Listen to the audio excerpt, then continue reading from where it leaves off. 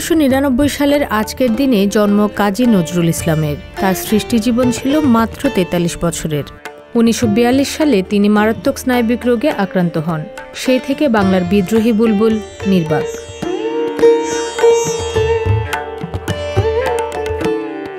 নজরুলের বহুমাত্রিক সৃষ্টিকর্মের গুরুত্বপূর্ণ একটি অংশ জুড়ে আছে সঙ্গীত। কবি কত গান রচনা করেছিলেন তার কোনো হিসাব নেই।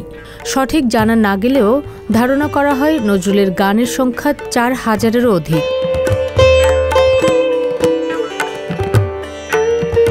প্রাতিষ্ঠানিক শিক্ষাহীন এমন একটি মানুষ কিভাবে সঙ্গীতে এমন শীর্ষ আসনে আসীন হলেন, এই প্রশ্নের জবাব হচ্ছে কাজী নজরুল ইসলামের যাপিত জীবন।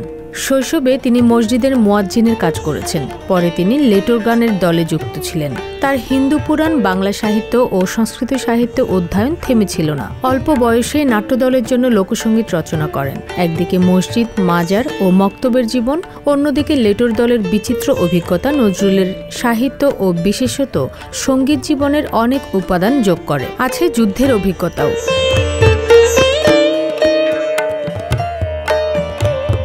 নজরুলের গান ব্যাপকভাবে রাগ নির্ভর। একই সঙ্গে তিনি গজল, হামদ, নাত, লোকসঙ্গীত সৃষ্টি করেছেন। আবার বাদ রাখেননি কালীদেবীকে নিয়ে অগণন শ্যামাসঙ্গীত রচনা।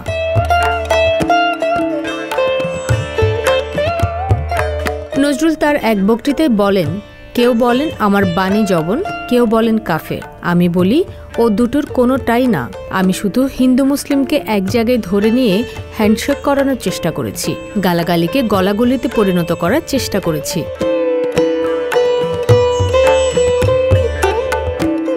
1938 সালের কাজী নজরুল ইসলাম কলকাতা বেতার কেন্দ্রের সঙ্গে আনুষ্ঠানিকভাবে যুক্ত হন। সেখানের 3টি অনুষ্ঠান, হারামণি, নবরাক মালিকা ও গীতিবিচিত্রার জন্য তিনি প্রচুর গান লিখেছেন।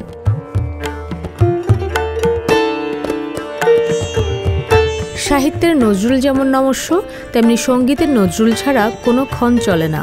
ঈদের গানে তিনি, পূজার গানে তিনি, লোকসঙ্গীতেও তিনি। তার দ্বারস্থ হতে হয় হালের বাংলা ব্যান্ড সঙ্গীত সহ কোক স্টুডিওর মতো আয়োজনের প্রত্যেককেই।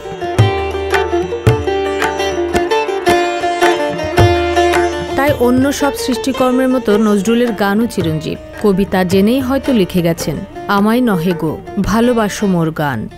ভালোবাসো শুধু ভালোবাসো মোর গান। সংবাদ, ফিচার ও অনুষ্ঠানের জন্য ভিজিট করুন সংবাদ প্রকাশের ওয়েবসাইট এবং যুক্ত থাকুন ফেসবুক পেজ ও ইউটিউব চ্যানেলের সঙ্গে।